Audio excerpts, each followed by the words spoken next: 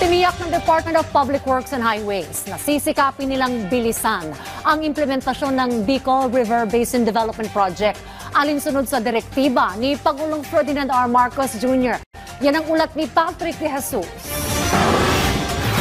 Alinsunod sa naging direktiba ni Pangulong Ferdinand R. Marcos Jr.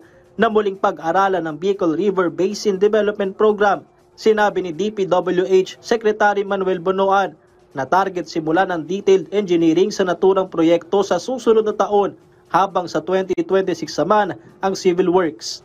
Isa ang Bicol Region sa pinakabinaha matapos ang panalasa ng Bagyong Christine.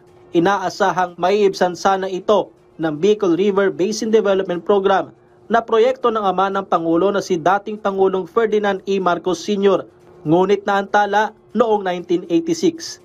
Sabi ng DPWH, aabutin ng halos 80 billion pesos ang naturang proyekto mula short-term hanggang long-term na implementasyon kung saan tutulong ang Korean government sa pagpondo sa pamagitan ng soft loan. We will try our best actually to hasten the implementation of ito na ngayon utos ni Presidente. Ang Bicol River Basin po, lahat ng confluence of the rivers that flood, pati yung tributaries coming from Mayon Volcano, pumupunta po dito sa Camarines Sur. Ganun po katindi yung pag-accumulate ng floods. Kaugnay nito, may nakalatag ding komprehensibong pag-aaral para sa flood control sa lahat ng 18 river basin sa buong bansa sa pangunguna ng DNR. Long-term solution yan. Baka nga sa apo na natin yung dulo nun di ba?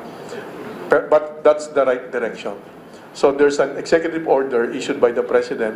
Pag sinabing comprehensive, of course, major component yung engineering solutions at meron din yung environmental aspect and social aspect, pati yung disiplina ng tao, di ba?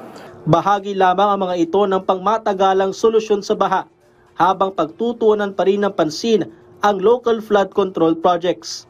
Many have been asking me actually, marami daw pondo na nailagay na sa flood control projects, etc. But I said, opo, marami po, but I think itong mga nilagay na flood control projects are the local priorities that addresses yung mga local priorities that address yung immediate requirements actually to mitigate yung mga protection of low-lying areas in their respective municipalities or regions. Samantala, tuloy-tuloy ang pagpapaabot ng tulong sa mga sinalanta ng bagyo, kung saan higit 600,000 family food packs na ang naipamahagi mula sa DSWD.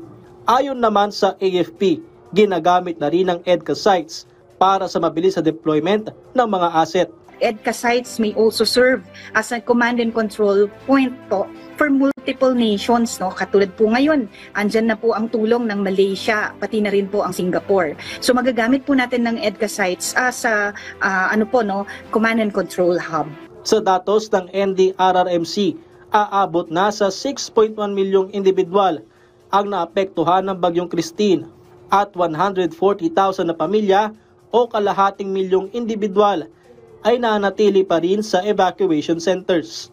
Umakyat naman na sa 116 ang naiulat na bilang ng mga nasawi, habang 39 ang nawawala. Patrick De Jesus para sa Pambansang TV sa Bagong Pilipinas.